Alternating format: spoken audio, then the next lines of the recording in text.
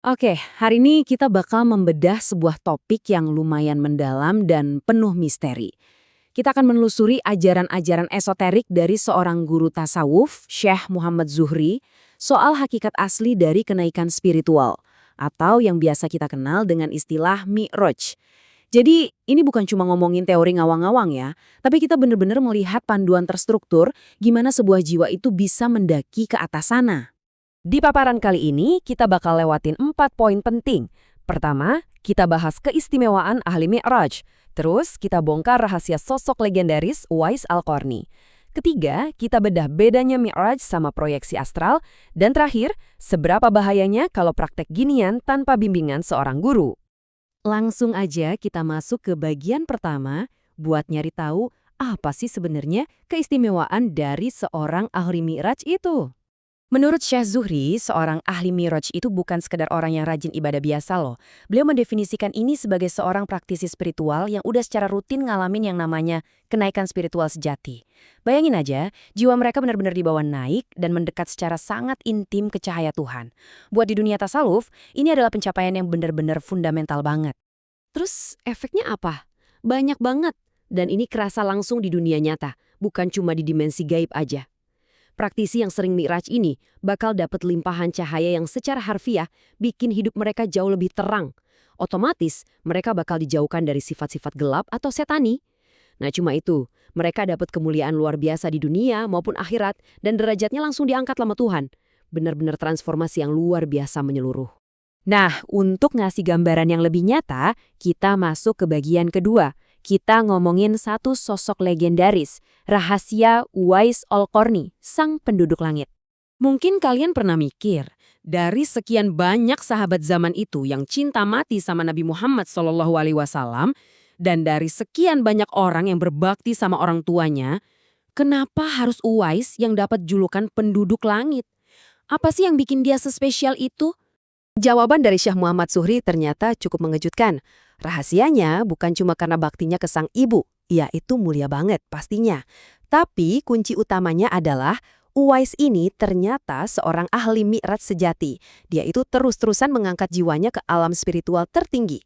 Logis kan kalau dia sering banget mondar-mandir di atas sana, wajar dong kalau entitas spiritual mengenali dia sebagai penduduk langit. Ada satu cerita sejarah yang mind-blowing banget soal ini. Coba bayangin, Sayyidina Umar, salah satu sahabat Nabi yang paling dihormati, tokoh super besar, malah disuruh langsung sama Rasulullah buat nyari pria antah berantah dari Yaman ini dan minta supaya didoain sama dia. Gila kan? Maksudnya kurang mulia apa coba Sayyidina Umar? Tapi beliau aja masih diinstruksikan minta doa sama Uwais.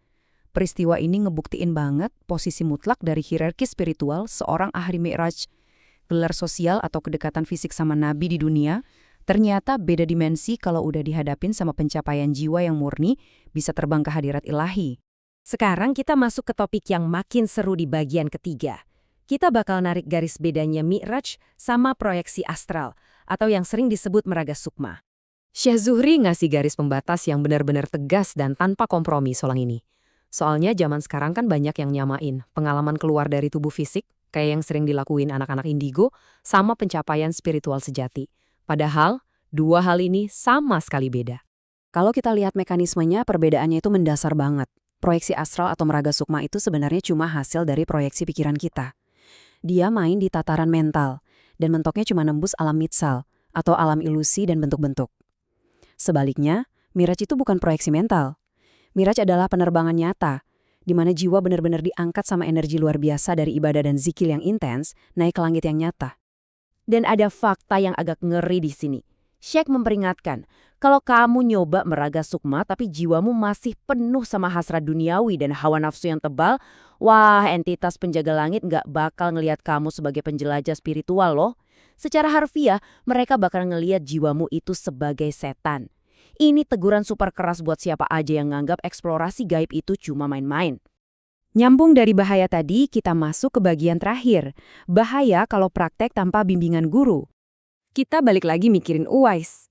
Kalau Mi'raj butuh energi ibadah yang sangat terarah, gimana ceritanya Uwais yang di Yaman itu bisa tahu metodenya? Terus, di era modern yang serba do it yourself ini, bisa nggak sih kita nyampe ketinggian spiritual itu sendirian tanpa bantuan siapapun? Usut punya usut, meskipun secara fisik Uwais itu terpisah jarak dan nggak pernah ketemu Nabi Muhammad, Nabi tetap jadi guru utamanya. Uwais ini sangat proaktif. Dia mencari tahu dengan cara teliti, nanya ke para sahabat yang udah belajar langsung dari Nabi. Jadi, kombinasi sanad ilmu yang jelas, ditambah keyakinan dia yang bulat 100%, itulah yang ngasih energi beneran buat ngangkat ruhnya. Inti pesannya nggak bisa lebih jelas dari ini. Kenaikan spiritual yang otentik itu lahir dari perjuangan yang benar-benar berdarah-darah buat dekat sama Tuhan. Dan yang paling krusial, perjuangan itu harus bersandar pada struktur dan metode spesifik yang cuma bisa dikasih sama guru spiritual yang sah. Ini bukan sesuatu yang bisa kamu ngarang atau coba-coba sendiri metodenya. Syekh Muhammad Zuhri bahkan melontarkan semacam peringatan dar komedi yang ngena banget. Pas ditanya, apa bisa nembus langit tanpa guru? Jawabannya sarkas. Beliau bilang, ya kalau berhasil sih untung, tapi kalau gagal, kamu bisa nyasar atau malah jadi gila. Terus beliau ketawa hahaha dan bilang, risikonya ditanggung sendiri. Ngeri kan? Jadi sebagai penutup, coba deh renungin ini. Di dunia yang sekarang terobsesi banget sama jalan pintas, tutorial instan, dan pencapaian spiritual yang serba kilat, apa kamu benar-benar siap naruh kewarasan dan jiwamu sebagai taruhan, menjelajahi alam kosmik yang tak terbatas, sendirian aja tanpa panduan ahli sejati? Sebuah pertanyaan yang menurut saya sangat layak untuk kita pikirkan baik-baik.